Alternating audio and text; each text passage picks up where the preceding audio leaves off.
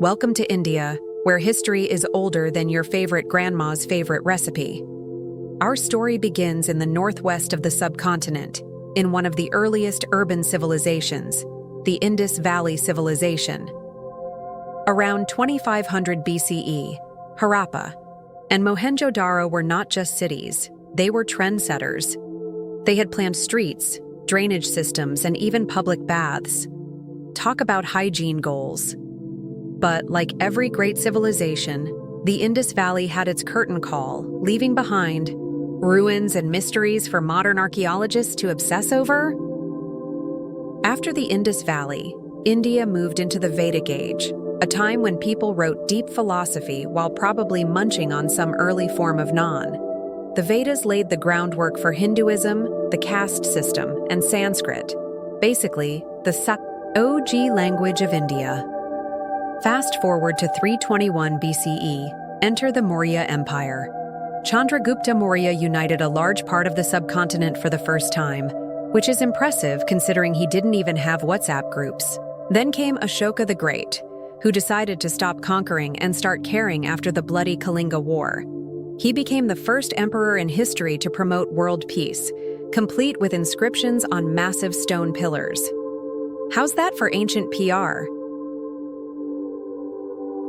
Next up, the Gupta Empire, India's golden age. Around 320 CE, this period saw science, art, and innovation flourish like never before.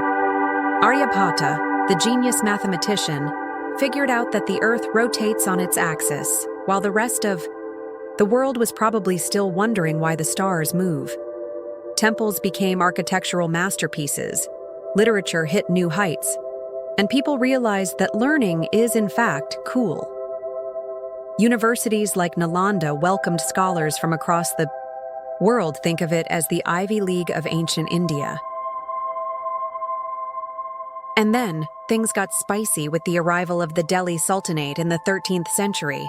They brought Islamic culture, architecture, and thankfully, biryani. But the real drama started in the 16th century with the rise of the Mughals. Babur started the empire, but Akbar became its star. Known for his religious tolerance, Akbar held debates between Hindus, Muslims, Jains, and others. Basically, an ancient talk show without the screaming. And let's not forget Shah Jahan, who gave us the Taj Mahal, proving that love and good architecture are timeless. This era was a cultural melting pot, blending Indian and Islamic traditions into something uniquely magnificent. By the 17th century, European traders showed up, drawn to India's spices and textiles like moths to a flame. Soon, the British East India Company took control, and let's just say things went downhill from there. Colonization was a tough chapter, marked by exploitation and struggle.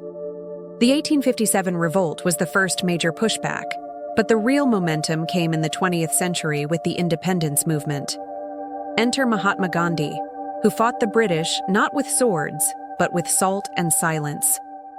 The Salt March and Quit India movement became symbols of nonviolent resistance, and finally, in 1947, India said, "Thank you next," to British rule.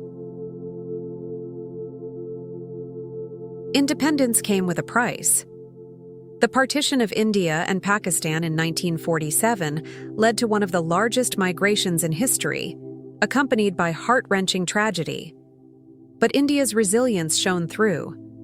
Over the decades, it transformed into the world's largest democracy, sending satellites into space while still making the best masala chai. Today, India is a leader in technology, cinema, and culture.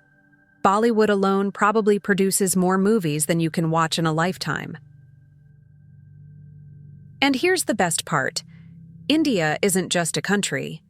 It's like the world's largest living room where everyone is invited. It's home to Hindus, Muslims, Christians, Sikhs, Buddhists, Jains, Jews, Parsis, and pretty much every other religion you can think of. Here, mosques, temples, churches, and gurudwaras stand side by side, proving that harmony isn't just a dream, it's a reality.